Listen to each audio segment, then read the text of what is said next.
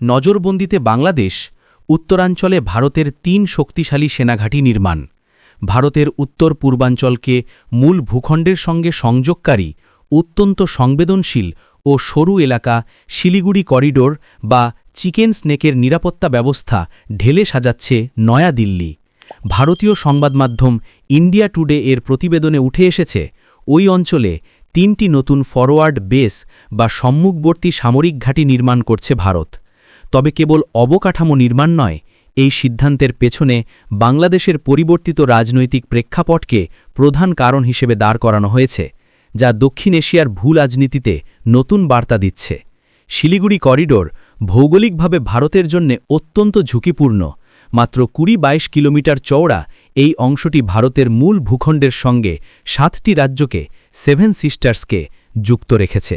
যুদ্ধের সময় এই করিডোর বিচ্ছিন্ন হয়ে গেলে ভারতের উত্তর পূর্বাঞ্চল অরক্ষিত হয়ে পড়বে। দীর্ঘদিন ধরে ভারতের সামরিক পরিকল্পনাকারীদের দুশ্চিন্তার মূল কারণ ছিল উত্তরের চীন এবং দক্ষিণের বাংলাদেশ সীমান্ত। ভারতীয় সংবাদমাধ্যমের দাবি অনুযায়ী বাংলাদেশের সাম্প্রতিক রাজনৈতিক পট পরিবর্তন ভারতের নিরাপত্তা বিশ্লেষকদের কপালে ভাঁজ ফেলেছে।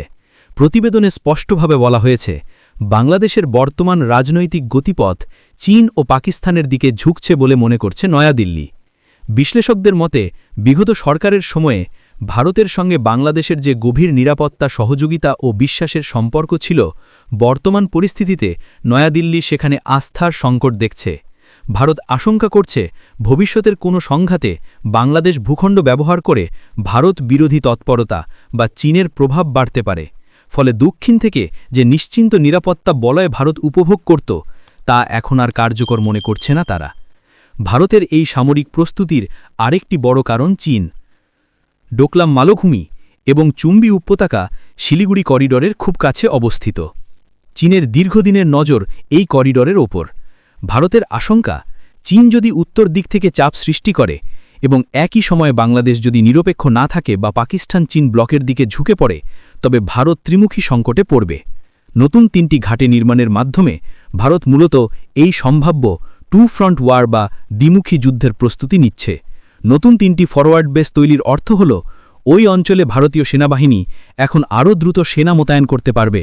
আকাশ প্রতিরক্ষা ব্যবস্থা, নজরদারি ড্রোন এবং আর্টিলারি সক্ষমতা সেখানে বৃদ্ধি করা হবে। এর মাধ্যমে ভারত বার্তা দিতে চাইছে যে প্রতিবেশী দেশের রাজনৈতিক পরিস্থিতি যাই হোক, নিজেদের লাইফলাইন রক্ষায় তারা আপোষহীন এবং আক্রমণাত্মক প্রতিরক্ষা বা অ্যাগ্রেসিভ ডিফেন্স অবস্থানে যাচ্ছে। শিলিগুড়ি করিডোরে সামরিকায়ন বৃদ্ধির এই সিদ্ধান্ত প্রমাণ করে যে প্রতিবেশী হিসাবে বাংলাদেশের ওপর ভারতের কৌশলগত ট্রাস্ট ডেফিসিট বা আস্থার ঘাটতি তৈরি হয়েছে। নয়াদিল্লি আর কূটনৈতিক সম্পর্কের উপর ভরসা করে সীমান্তের নিরাপত্তা ছেড়ে রাখতে রাজি নয়, বরং পরিবর্তিত ভূরাজনীতিতে নিজেদের নিরাপত্তা সুনিশ্চিত করতে তারা এখন হার্ড পাওয়ার বা সামরিক শক্তির ওপরই বেশি জোর দিচ্ছে। পরবর্তীতে সকল তথ্য পেতে চ্যানেলটি সাবস্ক্রাইব করে রাখুন।